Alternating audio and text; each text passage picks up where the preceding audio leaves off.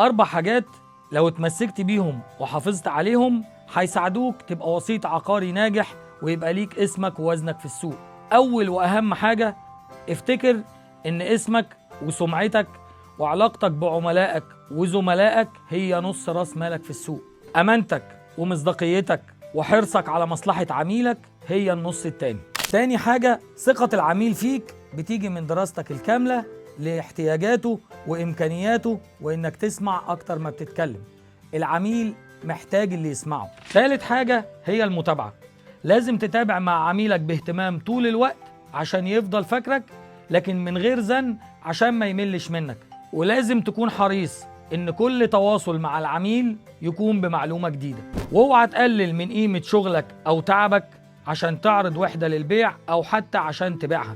لو أنت سيلز عقارات وحابب تنضم لفريق خبرة ومنظم، أهلا بيك في تيم إيهاب محمود. مع إيهاب محمود الخبرة بتفرق.